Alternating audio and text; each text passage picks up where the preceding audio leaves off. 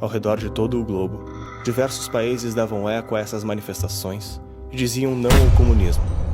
O Brasil também fez parte desse movimento. Os brasileiros assistiam à radicalização intensa que acontecia no país. Preocupados com a democracia e a soberania nacional, o povo decidiu sair às ruas na maior manifestação pública da história do Brasil. A primeira Marcha da Família com Deus pela Liberdade reuniu 500 mil pessoas em São Paulo no dia 19 de março. O nome da marcha e seus cartazes deixaram claro o seu adversário, o risco comunista. As manifestações espalharam-se por todo o Brasil. É chegada a hora. Esperem para ver o que vai acontecer com esse país. Eu acredito. Você deve acreditar. Nós somos a força desse país. Ela é gigantescamente maior do que a coluna Prestes. Ela teve 1,5 milhão de pessoas numa época que o Brasil tinha menos de 1/3 da população atual. Quer dizer, você imagina hoje uma marcha com 4, 5 milhões de pessoas. Ela foi gigantesca, foi um negócio assim para falar, olha, nós não queremos comunista. O comunista tá fora. Django, pelo amor de Deus, ninguém quer esse cara. Tem fotografias de jornais de Santos, das pessoas dizendo, né, Santos contra Cuba, não é? Santos contra o comunismo. Sério, é esse tipo de cartaz. O Brasil, a cor da bandeira é verde e amarela, isso não é novo. E eles se reuniram, a Rádio Jornal do Brasil, a Rádio Tupi e a Rádio Globo. E aí vieram as estações do interior, aderiram a este programa diário, defendendo a democracia e alertando para o golpe que as esquerdas planejavam com o apoio do presidente João Goulart. O Brasil inteiro estava a favor de 64. Toda a imprensa, a igreja, todo mundo. E o Brasil sofria uma de suas piores crises. Greves sobre greves, ameaça de guerra civil, caos quase incontrolável, deterioração econômica e financeira, indisciplina invadindo os quartéis, inflação galopante, forçando para o alto, praticamente a cada semana, os preços de tudo. Foram momentos terríveis. O mundo, num de seus melhores períodos de prosperidade. E o Brasil, uma triste presença entre as exceções. Apontado como devedor difícil, de chapéu na mão, mendigando apoio. Falava-se em matar, em fuzilar, em destruir. A união de pelegos e comunistas afiava suas armas.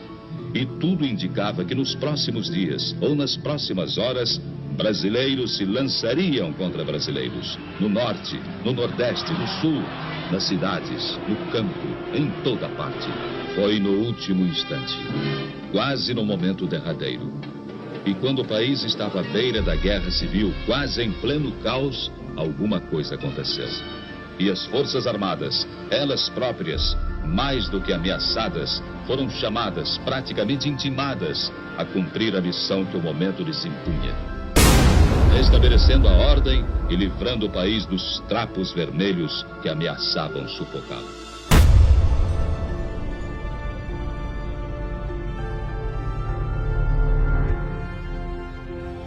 O golpe viria, o golpe de esquerda viria. Temos que reagir, temos que derrubar o governo e deflagrou, né, a rebelião militar. As tropas de Minas Gerais saíram, foram em direção à presidência para derrubar o governo. Começou um clima de tensão no país inteiro. Na Guanabara, Castelo Branco liga para o Lacerda. Castelo Branco era um militar legalista até pouco tempo antes da situação se degringolar. Ele percebeu que não ia ter outra saída. Ele liga para o Lacerda e fala: olha, você é um homem importante para o país, você é o líder civil mais importante do país. Você precisa sair daí porque você corre perigo. Pode haver uma invasão. O Almirante Aragão, havia um boato de que o Almirante Aragão iria invadir o Palácio Guanabara. Você precisa sair daí agora. Nós cuidamos da sua vida, protegemos a sua vida. Lacerda diz: se o brigadeiro Eduardo Gomes estivesse aqui, ele faria isso? Não faria, então eu vou ficar e vou defender o meu palácio, meu governo e meu estado. Lacerda vai, se arma, aí tem aquele famoso discurso no rádio: Almirante Aragão, assassino, covarde, monstruoso, venha que eu te mato com o meu revólver. Com meu revólver, canalha, bandido, traidor, a sua hora chegou. Nós, enquanto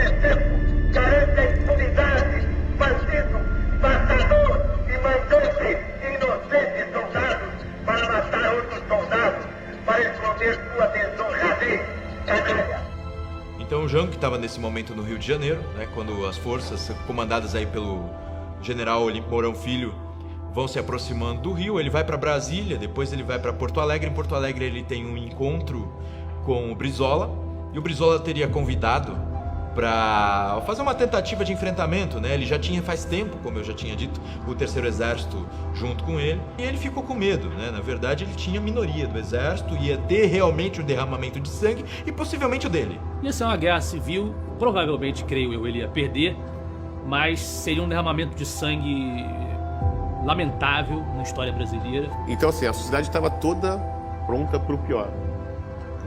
E os militares tinham a percepção disso, né? De que assim, o país estava assim, a um passo de entrar numa guerra civil. Então é nesse momento que os militares entram.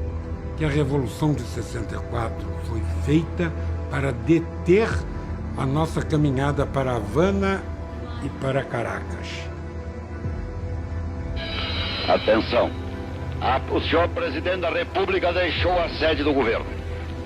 Deixou a nação acéfala.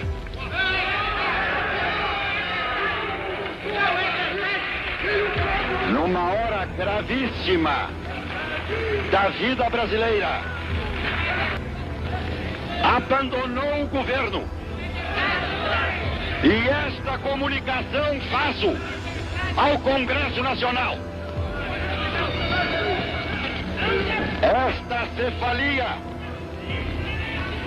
Esta cefalia configura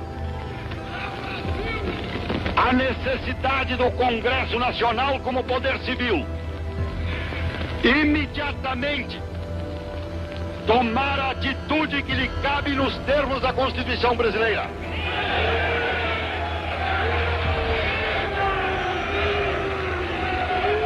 Sob a nossa responsabilidade, a população do Brasil, o povo, a ordem. Assim sendo, declaro vaga a presidência da República.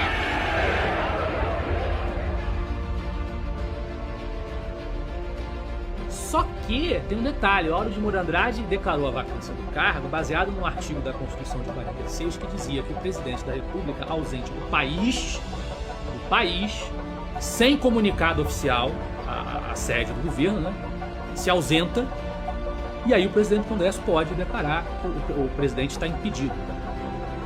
O chefe da Casa Civil mandou uma carta para o Congresso dizendo que o presidente estava em Porto Alegre, estava no exercício das suas funções. Foi lida e não foi acolhida a comunicação de que o país ainda tinha um presidente da República em território nacional. Olha só a situação que eles criaram. Ele estava dentro do território nacional. Estava em viagem, mas estava dentro do território nacional. Viajou do Rio para Brasília e do Brasil para Porto Alegre. Durante o voo de Brasília para Porto Alegre, ele foi exonerado do cargo. Então, do ponto de vista técnico, houve um golpe parlamentar ali dentro daquela sessão, que a Constituição não pregava aquilo.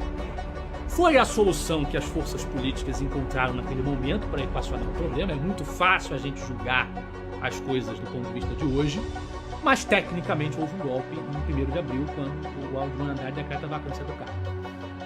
O movimento 64 não foi um movimento militar. Ele começa como um movimento civil. Os líderes eram sobretudo governadores de estado. Os militares foram entrando de pouquinho na coisa. Só que, no final, eles se precipitaram, eles nem queriam dar o golpe. Foi o Mourão Filho que se precipitou e obrigou os outros generais a entrar na coisa. Eles estavam tudo quietinhos no canto. Daí o Mourão Filho, que era um doidão, botou os tanques na rua, começou a ir em direção ao Rio de Janeiro, daí eles todos tiveram que se mobilizar. Nesse momento que os militares entram, mas com o apoio de toda a sociedade, com vários movimentos articulados, movimentos civis que sustentaram, né? A Igreja Católica, a OAB, a imprensa inteira, a UDN, vários sindicatos se articularam e apoiaram o movimento. O Goulart embarcou num avião e foi para São Borja. 2 dias depois, o Brizola também pegou um avião em Capão da Canoa, vestido de brigadiano, e foi para São Borja também. E daí, uns dias mais, eles passaram para o Uruguai.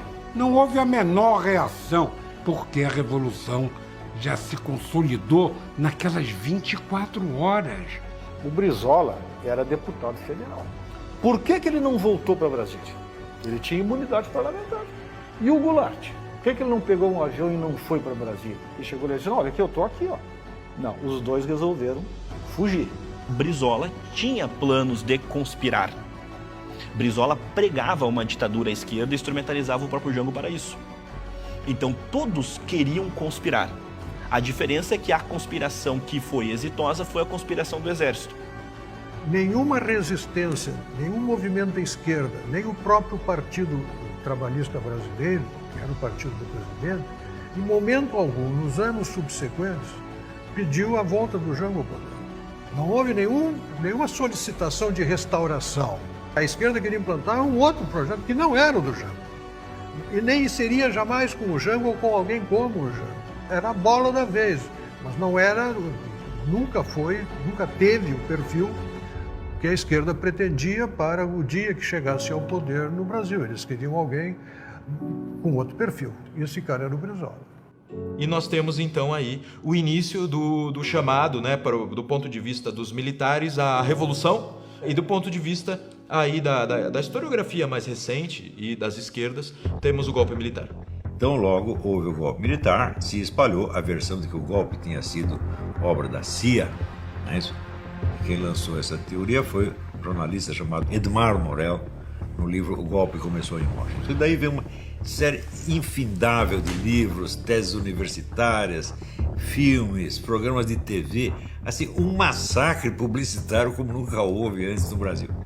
Só que tem o seguinte problema. O Ladislau Bittmann, ele diz o seguinte, ele diz que foi o escritório dele da espionagem tcheca que espalhou esta versão para a mídia brasileira, a qual comprou imediatamente. Oczywiście, to o tym już pisał Ladisław Bittmann, defektor z STB z 1968 roku, który zwiał do Stanów Zjednoczonych i tam zdradził tajemnicę STB, ale my znaleźliśmy potwierdzenie w archiwum praskim. Fomos nós que inventamos isso, mas nós não conseguimos localizar nenhum agente da CIA no Brasil, então forjamos uma carta que teria sido enviada pelo chefe do FBI, não da CIA, J. Edgar Hoover, ao seu agente no Brasil. A cel był właśnie skompromitować nieprawdziwie, na podstawie nieprawdziwych, sfalsyfikowanych danych amerykańską politykę zagraniczną oraz obarczyć Stany Zjednoczone odpowiedzialnością właśnie za pucz w Brazylii w 1964 roku. To były dwie operacje AO Toro e AO Man. 1000 vezes eu desafiei essa gente a dizer assim, se a CIA tramou todo esse negócio, então vocês, por favor, me indiquem o nome de pelo menos um agente da CIA lotado no Brasil na época. Nunca apontaram nem um único. Né? Então, quer dizer, toda a história da CIA é ficção do começo ao fim. E isto é vendido assim, por professores universitários, por professores de história, pessoas que aparentemente se dizem respeitáveis. Eles usam provas no sentido oposto, né? Então, está aqui a prova de que eles interferiam. Está lá telefone, nenhuma do Lincoln Gordon para o Johnson. Presidente, os militares botaram o tanque na rua, o que nós vamos fazer? E o presidente responde, faça alguma coisa. Isso já no dia 31, você está entendendo? Então, isso quer dizer, claro que o Lincoln Gordon estava informado de que eles estavam fazendo alguma coisa, mas se ele tivesse, vamos dizer, participado da preparação do golpe, eles já estariam agindo antes e não depois. De que depois mandaram um porta-aviões. O porta-aviões, naturalmente, era para retirar cidadãos americanos que fossem postos em perigo. Não dá para fazer mais nada com o porta-aviões, além disso. Né? E mandaram um navio com combustível. Sabe a história do combustível, como é que foi? Né? Isso aí eu perguntei para o Paulo Egídio Martins, que foi governador de São Paulo, foi ministro das Minas. É verdade que os americanos ajudaram no golpe de 64? Não ajudaram nada. Disse, como é que você sabe? Disse, eu fui lá pedir ajuda, eles me negaram. A única coisa que eles me ofereceram foi um navio de combustível que não foi dado. Nós pagamos, eu paguei o sinal do negócio com o dinheiro que eu pedi emprestado para o meu sogro. Eu tinha um sogro banqueiro. Né? Pedi dinheiro emprestado para o meu sogro e dei lá o depósito e eles nunca devolveram sequer o depósito. Isto foi a ajuda americana, bela ajuda americana. Né?